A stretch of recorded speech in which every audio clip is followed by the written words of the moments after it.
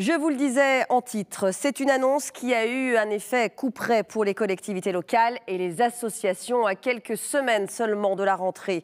Le 9 août dernier, la ministre du Travail, Muriel Pénicaud, annonçait le gel des contrats aidés. Ces contrats pour lesquels les employeurs bénéficient d'aides publiques à hauteur de 75%.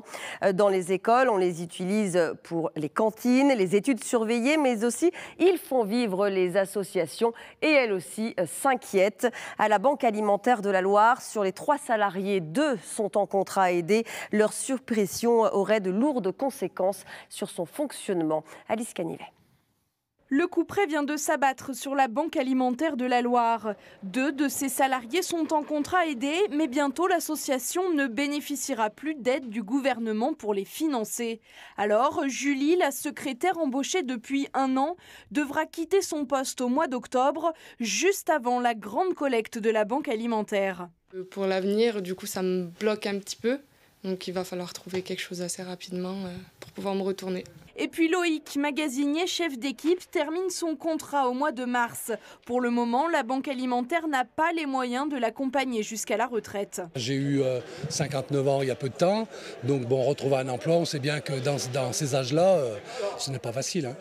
S'il n'y avait pas eu un dispositif comme ça, ils n'auraient pas pu me mettre en place. 70% du salaire de Loïc et Julie était pris en charge par l'État. Une aubaine pour la Banque alimentaire qui était même prête à embaucher une 3e personne. Nous ne pourrons peut-être pas assurer l'ensemble de nos prestations demain matin, d'autant que nous avions prévu l'ouverture d'un atelier de transformation confiture qui est prêt. Nous avons demandé l'accord de Pôle emploi pour avoir un contrat aidé qu'il nous avait accepté et nous venons de voir la notification qu'il ne donnait pas suite. Donc là, ça remet en cause la création de cet atelier, parce que là, on a vraiment besoin de quelqu'un qui coordonne cet atelier sur un temps complet. Les collectivités sont la 2e victime de l'abandon des contrats aidés. À Saint-Étienne, 42 personnes aident ainsi les enfants à traverser aux abords des écoles. 8 autres assistent les maîtresses en maternelle. Pour cette rentrée, la ville a anticipé les recrutements, mais les conséquences risquent d'apparaître pendant l'année. Dès lors qu'il y aurait un désistement ou une personne qui retrouverait un autre travail ou qui serait déclarée inapte au travail, eh bien, nous n'aurions pas la possibilité de renouveler son contrat ou du moins de le remplacer. Donc c'est ça qui est préjudiciable, c'est que c'est une annonce qui arrive comme un couperet sur la ville et sur l'ensemble des communes par le gouvernement d'un coup et nous n'avons pas les budgets, parce que ça va du COEF 4 multiplié par 4 ou multiplié par 8, le coût à assumer en cas d'absence d'aide de l'État. En 2016, 5241 personnes étaient en contrat aidé dans la Loire. Quant à leur perspective d'avenir, Pôle emploi a décidé de ne pas afficher de position. Dernièrement, le centre social l'espace Boris Vian à Saint-Étienne a également alerté dans un communiqué sur les conséquences de l'arrêt de ces contrats. La suppression de 2 de ces animateurs en contrat d'avenir à temps plein remet en cause la poursuite de son action auprès des jeunes dans les semaines et mois à venir. Les exemples ne manquent pas dans le département. Le musée du Vieux Saint-Étienne également menace de fermer son accueil au public et aux scolaires si le poste d'agent d'accueil est supprimé. Alors face à toutes ces inquiétudes, des élus locaux sont montés au créneau, comme Régis Joannico, député socialiste de la Loire. Bonsoir. Bonsoir. Merci d'être avec nous. Alors d'abord, pourquoi la situation est alarmante dans le département ? Ça vient d'être dit dans votre reportage. Ce qui est choquant dans la décision du gouvernement concernant la diminution des contrats aidés, c'est la brutalité, quelque part, et la précipitation de la décision en plein été. Vous ne remettez pas forcément en cause cette décision, c'est plus la manière dont ça a été amené ? Depuis 5 ans, ces 5 dernières années, il y a toujours eu dans notre pays entre 400 000 et 450 000 emplois aidés, donc des emplois pour des personnes qui sont éloignées de l'emploi et qui bénéficient d'une aide financière de l'État et qui bénéficient d'un certain nombre de structures, vous les avez évoquées à l'instant. Sans cette aide, l'embauche n'aurait pas lieu. Il y en a 5200 dans la Loire, mais là, la décision du gouvernement en plein été, là on parle du 9 août, quand on a commencé à en parler à l'Assemblée nationale, eh bien c'est une décision qui équivaut aujourd'hui à 150 000 emplois supprimés d'ici la fin de l'année.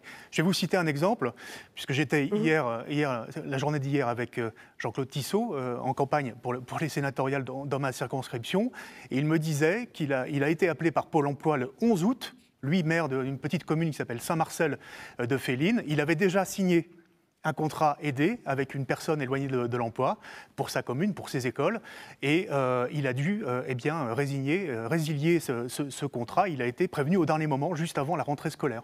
Donc la brutalité effectivement de cette annonce. Vous avez d'ailleurs tout de suite alerté par courrier la ministre donc, du Travail, Muriel Pénicaud. Déjà, est-ce que vous avez eu une réponse de sa part ? Non. Aujourd'hui, il y a eu quelques dizaines de milliers de contrats aidés qui ont été rajoutés. La Loire a pu en bénéficier pendant l'été. On va le savoir dans les prochaines semaines. Ce que nous avons obtenu, notamment au Conseil départemental de la Loire, c'est que les emplois aidés qui étaient prévus entre l'État et le Conseil départemental, notamment les emplois de médiateurs aux abords des collèges, les établissements scolaires, pourront être financés. Malgré tout, pour les petites communes, notamment les plus rurales dans notre département, qui n'ont pas beaucoup de moyens financiers, pour le mouvement associatif, on vient d'évoquer la banque alimentaire, qui a beaucoup de bénévoles, mais qui a 2 salariés sur 3 qui sont des contrats aidés et qui sont indispensables au fonctionnement de cette association de la solidarité.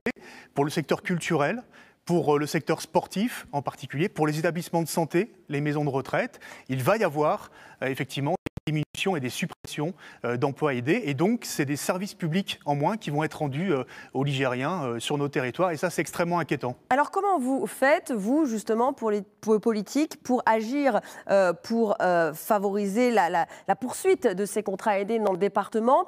Vous allez privilégier les petites communes rurales, justement, qui en ont peut-être plus besoin que les grosses. Est-ce qu'il va falloir faire des choix ?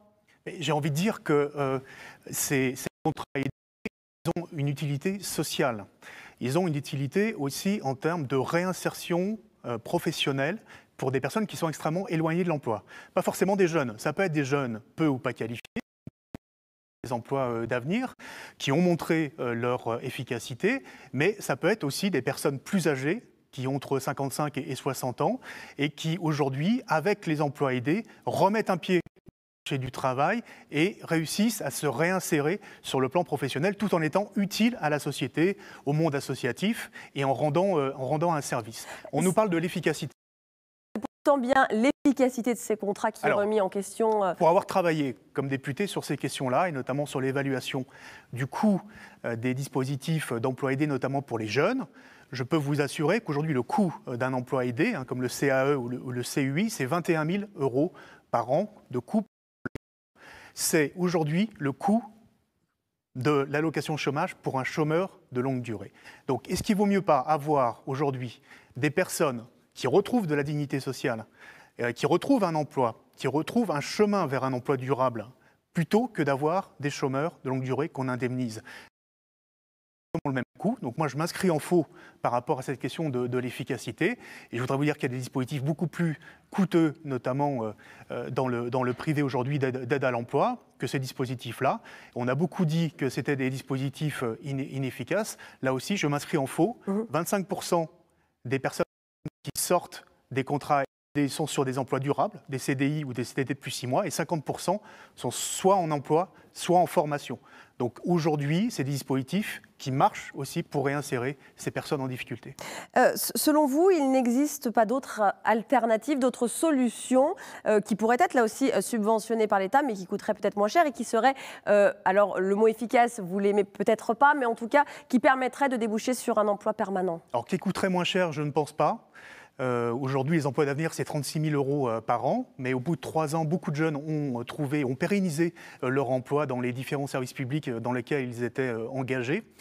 Par contre, il fallait effectivement faire quelque chose, c'est peut-être renforcer le volet de formation, mais on ne peut pas dire aujourd'hui on stoppe complètement efficace. Et puis surtout, ce que je voudrais dire, c'est que ces emplois, eh bien, ils permettent quand même de mettre un pied dans le marché du travail. Donc pour moi, ils sont quand même relativement efficaces. Il ne faut pas jeter le bébé avec l'eau du bain. Dans la Loire, des élus de tous bords, on l'a vu, se sont opposés à ce gel des contrats aidés. On l'a notamment vu dans le reportage avec la municipalité de droite de Gaël Perdriau. Est-ce que vous allez faire bloc contre cette mesure, une sorte de front commun ligérien pour préserver ces contrats aidés dans Évidemment,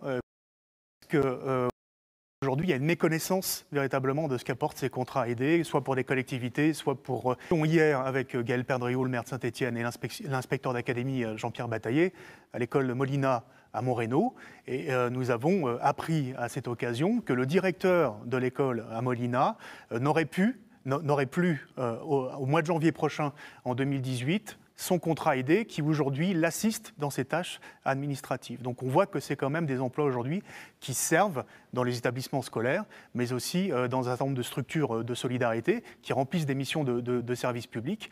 Et donc il y aura un front commun, je pense, de tous les élus locaux, parce que nous savons de quoi nous parlons quand nous parlons de contrats aidés. Malheureusement, peut-être un certain nombre de membres du gouvernement qui se sont exprimés un peu trop vite sur ce sujet. Très bien. Merci Régis Juanico, en tout cas, d'avoir exprimé votre point de vue sur le gel de ces contrats aidés annoncés donc par le gouvernement. Merci à vous.